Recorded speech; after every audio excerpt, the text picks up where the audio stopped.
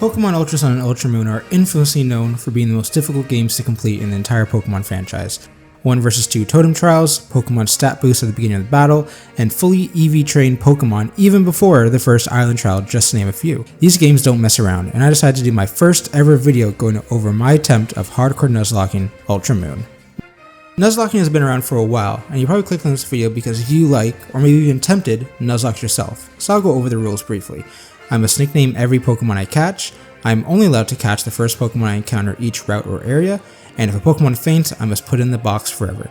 The Hardcore Ruleset adds a bit more challenge, like no items in battle and level caps for each Totem Trial and Island Challenge. Check out the description below to see my full rule set. With this preamble out of the way, I'm Codemaster Zach, and let me show you my attempt at Nuzlocking Pokemon Ultra Moon. Like every Pokemon adventure, you start off in your room in your mom's house and decide, I want to leave home and abandon all education to go and force animals to fight each other. To which your mom says, great! Wonderful parenting. I meet this generation's beach bro Professor Kukui, and he enables my dream by giving me my own weapon of mass destruction, Litten, which I named Tangath Toborn. If you already know the nickname theme based on this name, then write it in the comments below. While you're at it, feel free to like and subscribe. It lets me know if you like this type of content and if you want to see more. With the obligatory like and subscribe out of the way, I take my newfound companion and use him to beat up the annoying neighbor who tries way too hard to be liked by everyone. This is the first of many HOW fights, so we'll keep them to a minimum. Once I get Pokeballs, the Nuzlocke encounter rules are officially in place and I start catching some more teammates.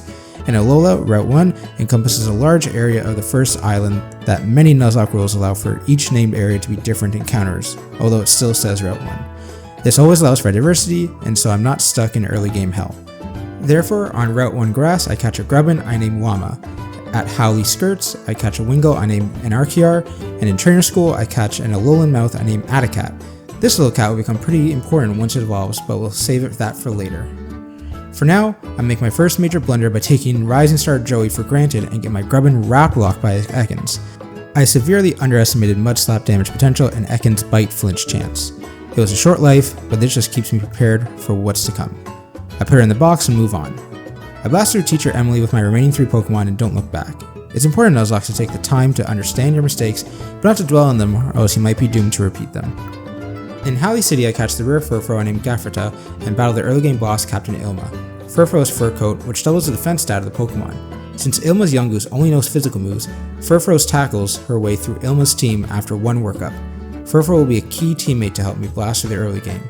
In Sandy Cave, I catch a Zubat I named Dractyl, Howley Cemetery, I catch a Drifloon I named Dracnus, and on Route 2, I catch a Yungoos I named Bodil. With all eligible encounters caught, we are now at the Totem Trial. 2 things to mention about my runs. One is I use rare candies to skip out on grinding. While you may think, Zach, you're just cheating, and while your pee-wee brain may think that, level caps prevent me from over-leveling. And to go one step further, because I don't grind, my Pokemon have a lot less EVs than what they would normally get. So, in fact, using infinite rare candies actually puts me at disadvantage. Take that, YouTube watcher. I'm not cheating, I'm making a harder challenge. Back to the second rule. The level cap breaks at the start of the trial, as usually there are some flights right before the Totem Pokemon. So, you may see some of my Pokemon above level cap by the time I get to the Totem Pokemon. Well, my run, my rules. These games are already weird on level caps, so I'm trying not to XP manage myself into oblivion. Anyways, on to this massive rat I now need to fight. Even though Raticate has a +1 to its defense, my Furfrou has now received the incredibly powerful early game move 70 base power Headbutt. That, paired with Furfrou's amazing early game stat spread and flinch chance, Furfrou headbutts the Raticate all the way into a sliver of health. I risk crisp pursuit as I switch into Meowth who fake outs for the kill. I switch around the rest of my party members to finish off the smaller rat with a mustache. That went fairly well, but we got an incredible encounter to deal with it. We may not be as lucky in future battles. As I leave the cave, I capture an Alolan Diglett I name Malash. This game offers a huge number of encounters, and naming every single one includes a bunch of bench warmers would make this video over an hour long. From here on out, we'll only note the more cool and significant encounters. Kukui shows me how to use Z moves, but I laugh in his face as I will be minimizing the use of Z moves on this run as well. I implemented a rule where I may only use Z move if my opponent also uses one. Makes it more interesting. Moving forward, I catch a Petalil in Meli Meadow I name Ermia, I catch a Cutiefly on Route 3 I name Riggin. Very quickly we are on the Island Trial against Island Kahuna Hala. Now, Drifloon actually counters his Machop and Makuhita, but his Ace Crabrawler has Pursuit. I knew this going into the battle as I lead with Drifloon and set up Minimize, but by the 4th turn when I go for Gust, he switches into the Nightmare Crabrawler. Now, based on the damage I did with Gust on the switch, I could outspeed and 2-shot and hope I don't die to a critical hit Pursuit. However, with his healing of a potion in the back, I don't want to risk it, so of course I risk the higher damage Pursuit by switching to Cutify. Crabrawler goes for the Pursuit and we live on 2 HP. Cutify comes in, kisses Crabrawler to death, and when Makuhita comes out, we switch back to Drifloon. Hollis stalls a bit by using Sand Attack to make us miss, but otherwise, we gust our way to an island trial completion. We get Tauros to ride Pokemon, so we do some backtracking to pick up some TMs, farm some tasty leftovers with our Meowth now leveled in Persian, and catch a Machop at 10 Carat Hill we named Borth Majar. Right before I do leave Melee Island, I decide that with a significant level advantage, I will take on Ace Trainer Makana to get the TM Roost. Now, these Ace Trainers at the ends of routes have fully EV trained Pokemon with unique movesets and sometimes even Z Crystals. I went in with my team thinking that my level advantage and Smackdown on Machop, this would be enough. Butterfree only has Silverwind and Roost, so the plan was to switch in Machop on Resisted Silverwind, use Smackdown on Butterfree, and clean kill.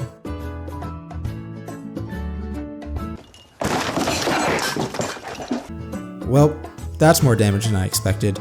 This was live stream at the time, and I didn't have all the docs for this trainer, so what I failed to realize in my plan was Butterfree had its hitting ability Tinted Lens, which doubles the damage of resisted moves, which is very bad. I didn't have any Protect Pokemon, so I couldn't stall out Silverwind entirely, and I left Zubat in the box. After much debating, I decided to sack Petalil to bring in Torracat. Even though Petalil survives a switch, she still has to go down here. Torracat survives a critical hit Silverwind and retaliates with a critical hit Firefang of his own for the KO. I realize after this I need to be sure I have proper documentation so no more stupid mistakes like this keep happening. Spoiler, even with the docs, this stuff does still happen. I pick my ego up and make my way onto Akala Island.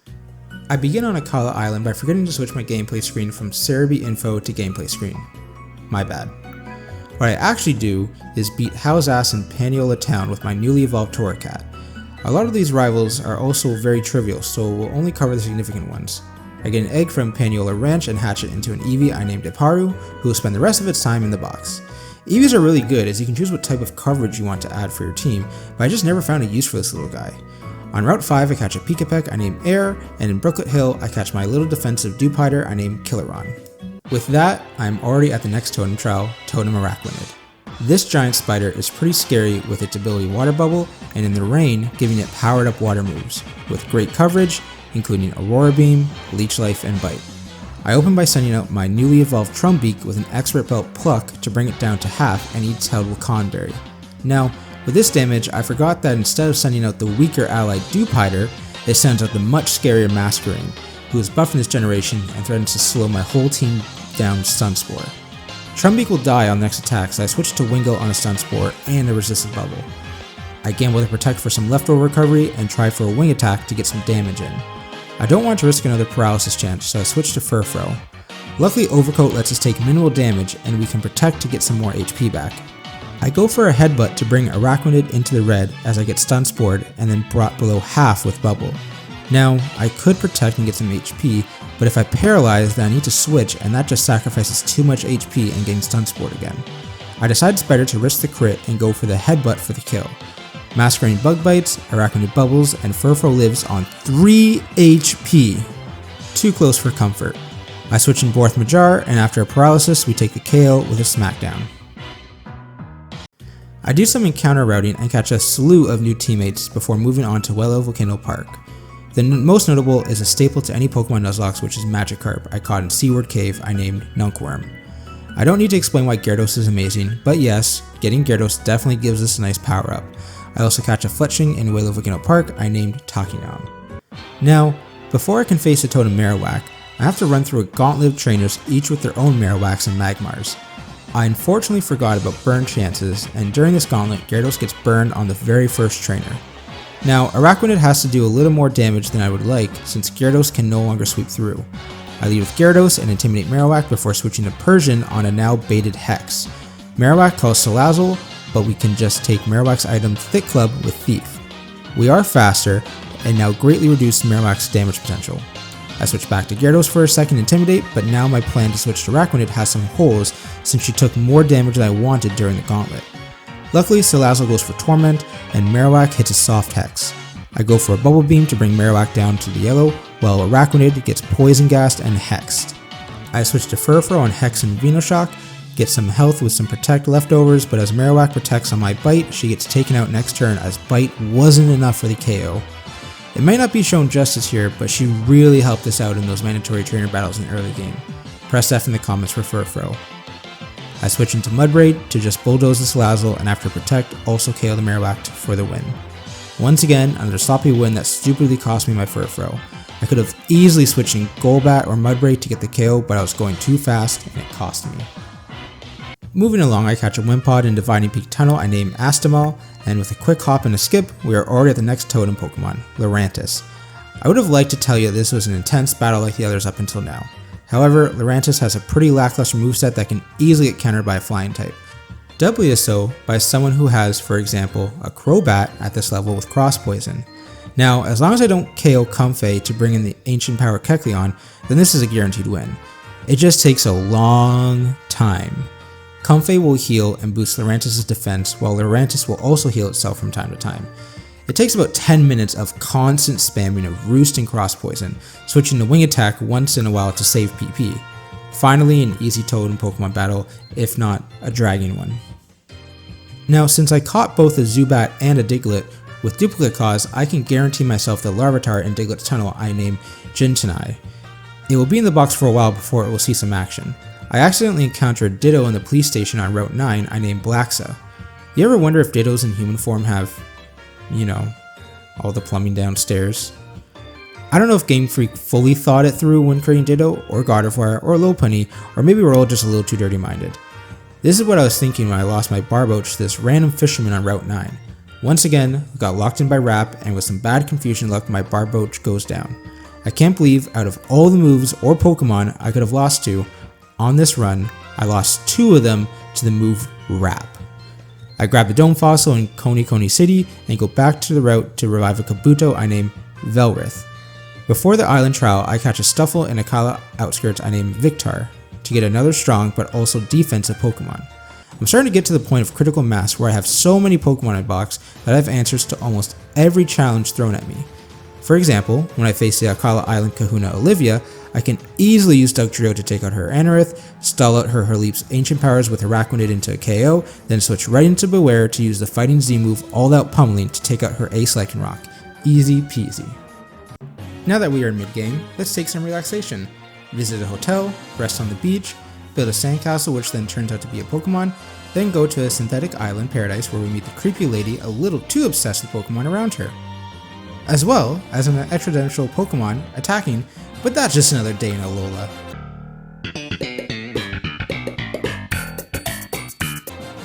Enough of that. I catch a few encounters, some of you will see more involved later, and then on to the Togedemaru Totem Trial. I start with Mudsdale and try to get as much damage as I can with a high horsepower, as she takes a soft Iron Head trying to flinch me. I protect and go for a Bulldoze to try and slow Togedemaru down. Stamina is helping by giving me a buff to defense each hit, but Dedenne bypasses that with a Super Fang. I send Beware on an Iron Head and another Super Fang before switching again to my Sandygast on a Zingzap, but also a Charm. I deal a pitiful -4 Bulldoze, but Speed Drop is always nice. At this point, I'm trying to set up so that either Pangoro or Torracat can outspeed and KO. I try for another Bulldoze, but flinch from Iron Head. I switch into Pangoro and make a mistake of going for Protect instead of going for damage, as Togedemaru goes for Bounce, which I should have expected. As Togedemaru comes down, I switch into Torracat and immediately get paralyzed. Now, my team is looking really bad. I've been switching too much and playing too defensive, and now I'm suffering for it. I switch into Machoke on a Spiky Shield and a Super Fang. As I protect while Togedemaru goes up in the air, I gamble the paralysis with Mudsdale on the switch. After another protect, I switch back to Pangoro and go for a Bulldoze. Dedenne goes down, but Togedemaru Spiky Shields. This now brings out Skarmory, which is less threatening at this point. With the speed drops, Pangoro can finally outspeed and KO with Bulldoze. Beware comes in to slowly finish off Skarmory, and the Totem Trial is now finished. Note to self, do not be too defensive, as being passive will eat away at your team's HP and end up with you being on the losing end. Hyper aggressiveness can be useful from time to time. Speaking of aggressiveness, this stupid cat with a Karen haircut that has max attack EVs, adamant nature, and super luck takes out Jintanai with a critical hit Night Slash. Once again, this was optional. It was an ace trainer I just wanted to beat to get a TM. God, Tyranitar would have been so cool to use. Moving on from this frustrating mistake, I catch an amazing set of encounters. A Togedemaru I named Smilden, a Slowpoke I named Garv, and because of having all dupes, I go and catch an adamant Bagon from Calais Bay. I will not risk you like I did Pupitar. Rest up, buddy, your time will come. For the time being, let's take on the demon that is Totem Mimikyu. This trial is normally difficult in most runs, but we aren't going to be on the defensive in this fight. I open with Togedemaru as he will break Mimikyu's disguise with Volt Switch while also doing some shit with Iron Barbs. It would have taken a high roll crit to take out Togedemaru, but luckily no crit this turn. I switch Magnezone in as Bennett gets called in. Now, while Bennett can do some damage with Curse or Feint Attack, he decides to throw by going for a Screech and missing. With a Flash Cannon doing massive damage and lowering Mimikyu's special defense, I take one more Shadow Claw and one more Screech before Flash Cannon KOs the Mimikyu. Gliscopod finishes off the Bennett and my team keeps moving forward. In Hanai Desert, I catch another banger of a Pokemon Krokorok I named Lista. The Moxie ability is amazing, as you will find out later. I even catch a Scraggy with Moxie in Route 16. In Ula Ula Meadow, I also catch a Floette I named Interest. I've never used a Floette or Florges before, so hopefully she hangs around long enough to see some actual use. I haven't been talking about the story thus far just because of all the side characters, and I think at this point people don't watch Nuzlocke for the story, but for intense, strategic gameplay. Which is why I'll skip over this part where I storm Team Skull's house and beat Guzma's ass in his home territory. Bug types aren't very good, find a different gimmick, Guzma. I also do the same thing with this emo kid who's been following me this entire time. Find a better dog, Gladion. This mini arc ends with the Island Kahuna fight against Nanu and his dark types. I lead with Beware so I can bait the Fake Out from Sableye, I switch Dugong in and lock Sableye into Fake Out with Encore. I then switch the newly evolved Scrafty in and start work up boosting. Encore unfortunately ends earlier than I expected and decide to start crunching as I take Shadow Balls. With Moxie now, I'm at +2 as Krokorok comes out that brings me back to +1 with Intimidate. I take the risk and keep Scrafty in to take the KO as Nanu's ace Persian comes in. Now, the smart decision would be to switch Scrafty out, but at this point I'm risking it for the biscuit and know Scrafty can take anything this Persian can dish out. I click Brick Break, Persian goes for Power Gem, and Scrafty survives on 4 HP to KO with a +2 Brick Break. It's a miracle Scrafty survived, as most rolls would have KO'd her, but she knew she was able to single-handedly sweep this entire fight. I go back to Aether Paradise to rescue my non-official canon girlfriend from her deranged mother. My mother's boyfriend beats up his soon-to-be stepson before I have to beat up Guzma instead. It got a little scary as now he has a Vikavolt that threatens with Thunderbolt, Bug Buzz, and Energy Ball, but once again, bug types aren't really that good. Next time, get a new gimmick. What is difficult isn't the boyfriend, but the final fight against Lusamine. The issue isn't her team, but her AI. From everything I know about this fight, she will go for random moves each turn but keep the regular switch AI, so while I can bait out certain Pokemons, what they will be using against my own Pokemon will be difficult to plan around. So, going into this fight, I'm playing a little loose and rolling with the punches. I lead with Togedemaru to KO Clefable with a few Iron Heads. Lopunny comes out, and after a Protect, I switch into Incineroar on a Thunder Punch. I leech life once before she switches into her Beware. A Flamethrower won't KO, so I switch into Slowbro and Toxicate to get some damage over time. Staying healthy with Slack Off ensures Slowbro is still as close to full HP as can be. Lilligant comes in while I switch out into Talonflame and take an unfortunate Sunspore. We 4 times resist the Petal Dance and fire off a full Power Acrobatics. Milotic can once again be easily taken down by Slowbro, once again with Toxic and Slack Off. Lopunny comes back in, and 1 more Toxic and 2 Psychics bring us the victory. Lusamine is then so ashamed she runs into an extra-dimensional portal with her boyfriend to do whatever it is they do in their spare time. Now this side plot is over, let's continue on with my main goal, beating up everyone from island to island. Landing on Pony Island, I waste no time. I get my available encounters, become a Bard, and lost Pangoro because a Bullet Punch didn't KO the Alolan Ninetales.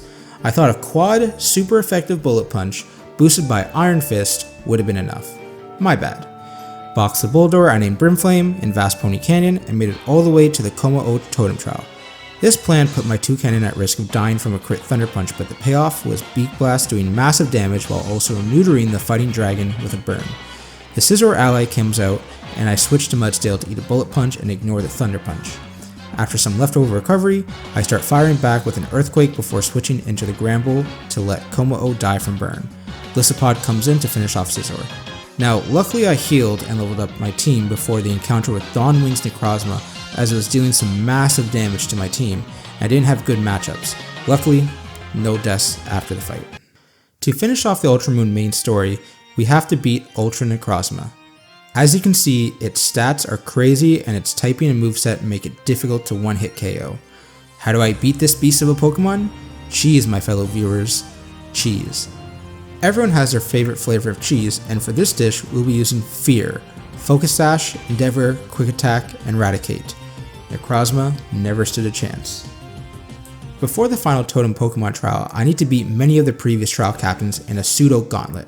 When fighting Captain Ilma, I underestimated the stupid sleeping koala, and after I protect against his Woodhammer, he crits my Beware with the Z move, KOing my fluffy little bear. This one hurt, because Beware was an E4 candidate. Rest in peace. The remaining captains were no challenge. Now, the final challenge, a double Omni boosted Ribombee with Quiver Dance. Luckily, from all the information I could find, this Ribombee loves to just set up with Quiver Dance. Therefore, I just Toxic it with Crobat first turn, as it does indeed Quiver Dance and calls for Drizzle Pelipper. She goes for Quiver Dance a second time as I Acrobatics while Pelipper stockpiles. I bet the Ribombee will go for Quiver Dance one more time, and I guess right. Acrobatic takes down the Ribombee as Pelipper takes the same notes and continues to stockpile. After a Toxic, I Acrobatics then U-turn out, seeing the pitiful damage. Florges comes out and cleans it up with Moonblast. Very quickly after Ribombee, we face the final Island Kahuna, Hapu. Now, this will be an easy fight. Take out Galaric with Toucannon, bait out the Flygon with Salamence, switch in Florges, then set up with Calm Mind, and just sweep. I forgot to give Florges Calm Mind for this battle. Well, Flygon isn't the problem, but her Mudsdale in the back is. I first try to set up with Gyarados and Dragon Dance, but a Paralysis puts an end to that very quickly. The Stealth Rock setup from Golurk is becoming quite cumbersome as well with all my switching. Looking at my team, I find a few ways out. I first try to chip down the Mudsdale with Togedemaru Iron Barbs and use the Beak Blast strategy again to neuter the Mudsdale. However, Hapu is a cheat and uses a full heal. Toucannon is too low to repeat the strategy and I don't want her to go down, so I find a new way: Intimidate Pivoting. By switching back and forth between Salamence and Togedemaru, I can lower Mudsdale's attack while also chipping it with Iron Barbs. Roost from Salamence will keep it healthy after the heavy slams and Stealth Rock damage. I get it low enough that Florges can come in and take a non-critical hit Earthquake before finally taking the horse down with a Giga Drain. 2 more Giga Drains takes down the Gastrodon, and we have beat the final trial. Now, all that's left is the Elite Four. There was one final gliding fight, but that was no problem, so I'll be skipping it. Our last encounter is a lackluster Absol I'm hearing into the box. Now, this entire playthrough I've been using rare candies to save time on grinding, and it also gives the added challenge of minimizing the amount of EVs or effort values my Pokemon get, making them slightly weaker than an average playthrough. This, however, is going to change, as the Ultramoon Elite Four can be challenging as each member who has fully EV trained teams. While the movesets may be lacking, I'll need to EV train at this point to get the most out of my team of 6 warriors to cap off this challenge. Here's my team for this Elite Four. We have our starter Tangrowth Toborn with Flame Charge, Darkest Lariat, Bulk Up, and U-Turn. We have Kyun with Flash Cannon, Volt Switch, Tri-Attack, and Protect. Then we have Lista with Earthquake, Crunch, Bulk Up, and Protect. Kaor with Dragon Claw, Aerial Ace, Roost, and Brick Break. Garv with Psychic, Scald, Slack Off, and Yawn. Finally, we have Interest with Moonblast, Giga Drain, Protect, and Synthesis. All have been EV trained and edged to level 58 as the level cap breaks after I enter the E4. Time to boogie. The first member I choose to fight is the ghost member Acerola. Now watch as I beat her entire team with a giant wrestling cat. Sorry little girl, no mercy. Next on our list is the steel member Moulaine. He leads with Klefki and I lead with Magnezone. After Klefki sets up with Reflect and Molaire Spikes, we trade back and forth with Flash Cannons till Klefki goes down. Now Dugtrio. I confirm he's going for Earthquakes and pivot to Salamence. I switch to Magnezone back in on a Corkscrew Crash and begin switching Salamence and Magnezone to stall it out of Earthquakes while lowering its attack with Intimidate. Once out of Earthquakes, I switch in Slowbro to put Dugtrio to sleep and to get to work with Krookodile. I take out Dugtrio with Earthquake to get the +1 attack from Moxie as Metagross comes in. At +1, I also KO Metagross, putting Krookodile at +2. B-Sharp that follows up falls just the same. Only Magnezone is a bit tricky due to sturdy, but surviving one Flash Cannon is all we need to secure the victory against Molayne. Up next is the Rock Specialist Olivia. Once again, we lead with Magnezone as she leads with Armaldo. Flash Cannon one-shots and brings in Probopass. I switch in Salamence as Probopass sets up Sandstorm. I need to bring in Krookodile to set up, but can't have her too low on health. I start by switching to Interest to get paralyzed by Thunder Wave. This way Probopass won't go for Thunder Wave on the switch. I go for Yawn as Slowbro takes a Power Gem, then switching to Krookodile as Probopass goes to sleep. Now, I can easily KO this Probopass, but it's her max defense and max special defense Cradily in the back that I need to prepare for. 2 bulk ups is what I need before I can start attacking. Luckily, Probopass stays asleep for those 2 turns, and on the wake up, it just sets up another Sandstorm. Sturdy and full restores from Olivia only delay the inevitable. With the 2 bulk ups and Moxie boost, that gives us just enough attack to always one-hit KO the Cradily, and then when her Lycanroc and Gigalith come out, they both fall to the same fate. 3 out of 4 members now down. Last of the Elite Four is the Flying Specialist Kahili. Up to this point, it's been pretty smooth, but this battle gets somewhat tricky due to my lack of understanding of the switch in AI. She sends out Braviary as I start again with Magnezone. Volt Switch doesn't one-hit KO, so I need to damage a little with Tri-Attack, hoping for a status proc before taking out with Volt Switch. Now, my plan was to bait out Toucannon first with Garv, since Toucannon should see most damage with Skill Link, Bullet Seed, but instead Hawlucha comes out. My best guess is since Bullet Seed is a multi-hit move, the AI only sees the damage done by one hit of Bullet Seed and estimates it's too low compared to Hawlucha's Throat Chop. This is fine, as I can switch into Florges on a Throat Chop, then back to Cune on a Poison Jab. I try to repeat the process and KO Hawlucha with Volt Switch and bring Slowbro back out, but forgot Mandibuzz has Punishment, and based on the previous logic comes out instead. I go for a Yawn as Mandibuzz goes for a Brave Bird before switching into Kaor. I chip away at Mandibuzz with Dragon Claw, and as she goes for Brave Birds while getting healed with full restores. A Flatter puts me in an awkward position as I keep switching, losing HP, so I gamble and hit through with a Dragon Claw. Finally, Toucannon comes out and I switch in Magnezone as Toucannon screeches at me. Looking at the calcs, Magnezone has a pretty good shot of KOing this bird with a Volt Switch, and thanks to some hype from a chatter, I go for it. God, that must be 1 HP as Magnezone switches out, and now I have to switch in something on an incoming Beak Blast. I decide to bring in Salamence, and luckily a non-crit doesn't knock us out. Finishing off Toucannon with a Dragon Claw brings out Kahili's last Pokemon, Oricorio. I set in Florges as my special defensive wall on an Air Slash before getting confused by Tear Dance. I start gambling a bit here, as too many confusion hits and Air Slashes puts us dangerously low, on top of the fact we are getting flinched. I luck out with a Protect and Synthesis to get back to nearly full HP as we finally finish off this Dancing Bird with 2 more Moonblasts. A bit sloppy, but finally over. It's time for the champion fight. I will say if you've stuck it out this part of the video, I really appreciate it. This is my first video doing this type of content, and I hope to make more in the future. For now, only the annoying rival Hau stands in our way of finishing this challenge. He leads his Raichu as I lead Florges. Using Giga Drain and Leftovers keeps Florges relatively healthy as we KO the Raichu, and the Tauros comes out with threatening with Iron Head. I switch in Magnezone as Tauros goes for a Double Edge. Once more, I pivot between Magnezone and Salamence to lower Tauros' attack before taking him out with a Brick Break.